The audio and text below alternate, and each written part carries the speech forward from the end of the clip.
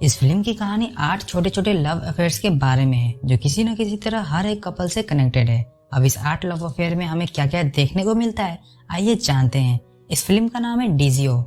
Film की शुरुआत में हम एक सिटी बस को देखते हैं जिसमें कई सारे मुसाफिर अपने मंजिल की तरफ जा रहे होते हैं। उन्हीं में से जोवेन नाम के एक मुसाफिर की नजर खिड़की से बाहर की तरफ जाती है जहां वो एक लड़की को भागता हुआ देखता है जिसके पीछे कुछ लफंगे पड़े हुए थे। जोवेन उस लड़की की मदद करने के लिए उसके पास जाता है, पर तब तक उस लड़की ने अकेले ही 1v4 क्लच करके उन लफंगों को वहां से भगा दिया था।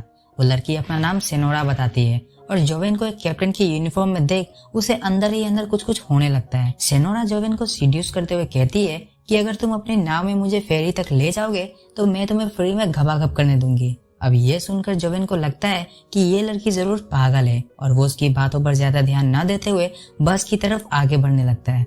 तभी एक बार फिर सेनोरा जोवेन को गालियां देते हुए सीड्यूस करने लगती है, जिसके बाद जोवेन की भी सड़क जाती है और वो उसका पीछा करने लगता है। दोनों भागते भागते एक झोपड़ी के खोपचे में पहुंच जाते हैं जहां जोवेन एक कोने में सेनोरा की जम के बजाता है। मिशन कंप्लीट होने के बाद जोवेन अपने मंजिल की तरफ चल पड़ता है। सेनोरा भी उसके साथ जाना चाहती थी, पर जोवेन कहता है कि मैं अभी तुम्हें अपने साथ नहीं ले जा सकता, मैं अपनी बीमार बहन से मिलने जा रहा हूँ। और जाते जाते जोवेन अपना डॉग टैग सेनोरा को देते हुए जाता है, जिसे पाकर सेनोरा को एक अजीब से चरम सुख का एहसास होता है। दूसरी तरफ हम मैरी नाम के एक मेड को देखते हैं जिसे अपने मालिक से कुछ ज्यादा ही लगाव था। वो हर वक्त छुप छुप कर अपने मालिक को ताड़ने में लगी रहती थी। एक दिन जोवेन उससे मिलने आता है और यहाँ में पता चलता है कि मैरी ही उसकी बहन है और वो उसी से मिलने आया था।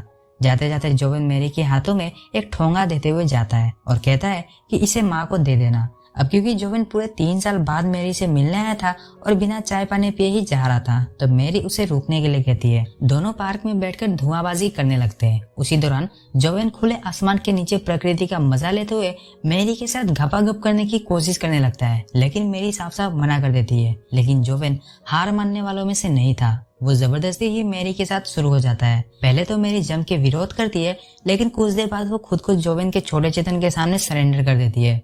काम पूरा होने के बाद मैरी को गिल्टी फील होने लगता है। वो जोवेन से कहती है कि अगर इस बारे में किसी को पता चल गया तो बहुत ही बुरा होगा, लेकिन जोवेन को इन सब बातों से कोई लेना देना नहीं था। वो तो मैरी के साथ दूसरे राउंड की तैयारी में लग जाता है। एक दिन हम मैरी के मालिक डेविड को पैट्रिसिया नाम की एक लेडी का पीछा करते हुए देखते हैं।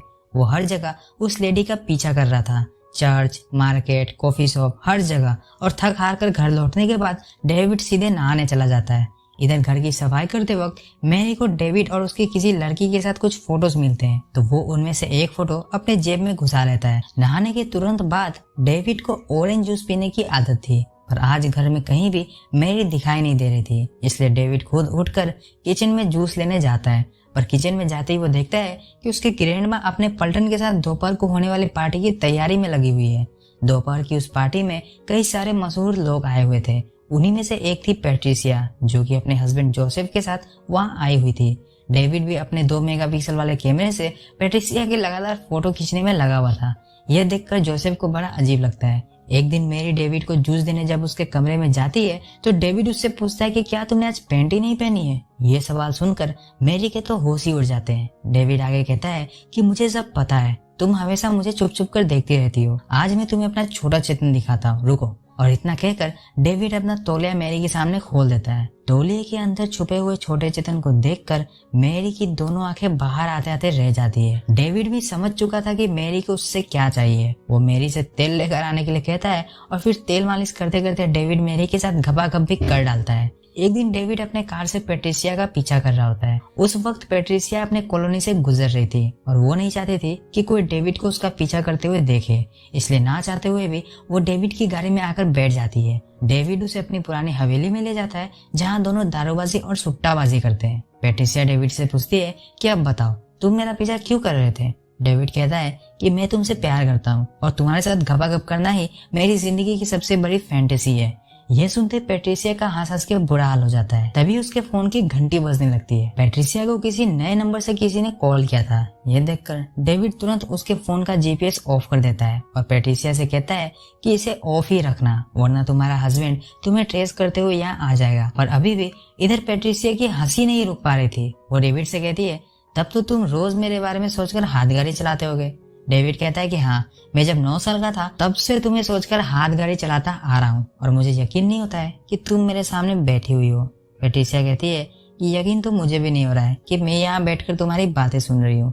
डेविड पेट्रिसिया से उसके सेक्सुअल लाइफ के बारे में पूछता है। पेट्रिसिया कहती है कि सब ठीक ठाक ही चल रहा है। तो डेविड कहता है कि झूठ मत बोलो, मुझे पता है कि तुम्हारे बुढ़े हस्बैंड का खरा नहीं होता है। पेट्रिसिया कहती है कि अच्छा, तो तुम्हारा खरा होता है। डेविड कहता है कि रुको, अभी दिखाता हूँ। और इतना कहते ही दोनों टपाटप करना शुरू कर देते हैं। टपाटप करते करते दोनों को समय का पता ही नहीं चलता और रात हो जाती है। पेट्रिसिया फटाफट से अपनी पैंटी ढूंढने में लग जाती है पर उसे वह पैंटी मिलती ही नहीं है। तो डेविड पेट्रिसिया से कहता है कि तुम टेंशन मत लो, यही कहीं पड़ी होगी, मुझे मिलते ही मैं तुम्हारे घर उसे कुरियर करवा दूंगा। पेट्रिसिया कहती है कि इसकी कोई जरूरत नहीं है और तुम अब से मेरा पीछा मत करना, वरना कहीं अगर मेरे हस्बैंड को पता चल गया तो वो तुम्हें गोलियों से भून डालेगा। इधर जब पेट्रिसिया अपने घर लौटती है तो उसका हस्बैंड जोसेफ उससे पूछता है कि तुमने अपने फोन का जीपीएस क्यों ऑफ किया हुआ था। पेट्रिसिया झूठ बोलती है कि उसके फोन की बैटरी खत्म हो गई थी। जोसेफ को पेट्रिसिया पर शक तो हो गया था पर वो उस बात पर ज्यादा ध्यान ना देते हुए पेट्रिसिया के साथ पलंग तोड़ने में लग जाता है। अगले दिन जोसेफ कॉलेज से मैरी की बहन पावला को पिक करने जाता है। दरअसल पावला पहले जोसेफ के ही रेस्टोरेंट में पार्ट टाइम जॉब किया करती थी और उस दौरान दोनों के बीच में काफी ज्यादा घपाघप भी हुआ था। पावला जोसेफ की गाड़ी में आकर बैठ जाती है, जिसके बाद जोसेफ उसे अपने नए 10 स्टार रेस्टोरेंट की ओपनिंग सेरेमनी में ले जाता है, जहाँ एक प्राइवेट कमरे में पावला को ले जाकर जोसेफ उसके साथ गपागप करना शुरू कर देता है। जाते जाते जोसेफ पावला को ढेर सारे पैसे देते हुए कहता है कि ये लो, घर जाने के लिए उबर बुक कर देना। जोसेफ ने पावला की मुलाकात एक बहुत ही बड़ी एक्ट्रेस जोशी से भी करवा दी थी, जिसे अपने लिए एक लड़की की सख्त जरूरत थी जो हर वक्त उसके साथ रहे। जोशी पावला को अपने साथ अपने घर ले जाती है और उसे ढेर सारी शॉपिंग भी करवाती है। पावला की लाइफ बिल्कुल बदल चुकी थी। जोशी के घर की मेड को देखकर उसे अपने पुराने दिन याद आते हैं, जब वो भी किसी के घर में मेड की नौकरी किया करती थी। शाम को जोशी पावला को अपने साथ एक क्लब में ले जाती है, जहाँ हर कोई किसी न किसी के साथ कोने में लगा हुआ था। पावला कुछ ज्यादा ही ड्रिंक कर लेती है, जिसके बाद वो उल्टी करने लगती है। यह देखकर जोशी उसे वापस वहाँ से अपने साथ घर ले जाती है। यहाँ हमें पता चलता है कि जोशी एक लेस्बियन है और उसी के कहने पर जोसेफ ने उसके लिए पावला का इंतजाम किया था। पावला को ये सब ठीक नहीं लग रहा था, पर जोशी उसे जबरदस्ती अपने साथ नहाने के लिए पूल में खींच लेती है, जिसके बाद दोनों के बीच में लेस्बियन वाला काम चालू हो जाता है। पर पावला को अभी भी ये सब सही नहीं लग रहा था। हालांकि उसे जोशी के साथ करने में मजा तो आया था, पर जोशी जिस तरह से उसे अपने किसी बॉयफ्रेंड की तरह रख रही थी, यह देखकर पावला बहुत ही ज्यादा अनकंफर्टेबल हो जाती है। यह देखकर जोशी पावला से कहती है कि ठीक है, तुम्हें अगर जाना है तो जाओ, लेकिन दोबारा यहाँ मत आना। पावला के लिए यह एक मुश्किल डिसीजन था, पर वो एक लेस्बियन बनकर नहीं रहना चाहती थी, इसीलिए वो जोशी से ब्रेकअप कर लेती है। जोशी पावला को अपनी कार में बिठाकर उसके घर ड्रॉप करने जाती है। इधर हम सेनोरा को देखते हैं, जिसे हमने इस फिल्म की शुरुआत में अकेले 1v4 क्लच करते हुए देखा था। इस बार भी कुछ लफंगे उसके पीछे पड़े हुए थे, जिससे सेनोरा अपनी जान बचाकर भाग रही थी। तभी उसे जोशी की गाड़ी दिखाई देती है और वो उसमें जाकर बैठ जाती है। जोशी फटाफट से अपनी कार को लेकर वहां से निकल जाती है और अगले सीन को देखते हुए हम समझ पाते हैं कि दोनों ने रात को घपाघप भी किया था।